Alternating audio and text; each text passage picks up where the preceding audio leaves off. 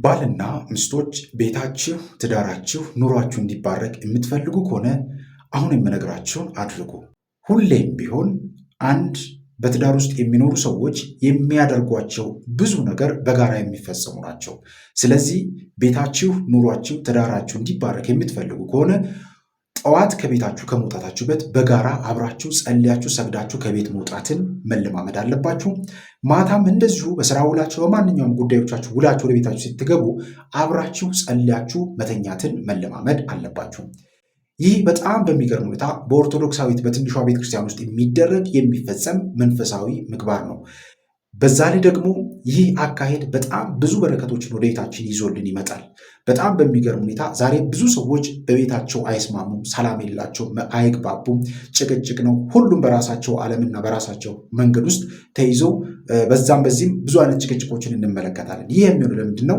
ለእግዚአብሔር ጊዜ ስለማንሰጥ ነው። ትዳርን የሚባርክ ልጅን የሚባርክ ቤትን የሚባርክ ኑሯችን የሚባርክ እግዚአብሔር ሆኖ ሳለ ግን እኛ በራሳችን ሀሳብና ፍልስፍና ተይዘን እንገኛለን። ስለዚህ አንድ ኦርቶዶክሳዊ ባለትዳር ጠዋት ከቤቱ ከመውጣቱ በፊት እግዚአብሔርን አመስግኖ ሰግዶ ተንበርክኮ ከባለቤቱ ጋር እግዚአብሔርን አመስግኖ ሊወጡ ይገባል።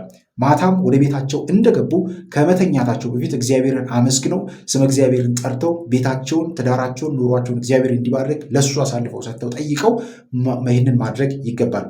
ይህም በተለይም ደግሞ በትንሿ ቤተክርስቲያን በጸሎት ቤታቸው ውስጥ የሚፈጽሙት ተግባር ሲሆን የጸሎት ቤትም ከሌላቸው ደግሞ እንዳላቸው እንዳቅማቸው ባሉበት ቦታ ወደ ምስራቅ ዞረው በጠዋትና በማታ ሰዓታቸው ላይ ጸሎት ሊያደርጉ ይገባል። ይህንን ካደረግን አንድም ትዳራችን ይባረካል፣ የተባረከ ልጅ እናገኛለን። ኑሯችን፣ ቤታችን፣ ገንዘባችን በሙሉ ይባረካል።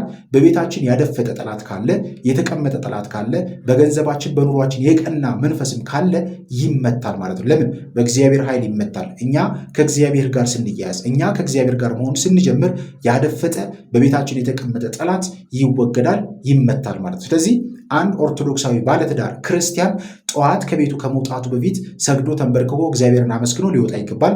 ማታም ወደ ቤቱ ሲመለስ ይህንን ሊያደርግ ይገባል። በጣም ብዙ ባለትዳሮች የተሸወድነው ይህንን ይመስለኛል። ስለዚህ ሁላችንም ይህንን ልናደርግ ይገባል። ይህ ቪዲዮ ከጠቀማችሁ ሼር፣ ላይክ፣ ሪፖስት ማድረጋችሁን እንዳትረሱ። ይቆየን። አሜን።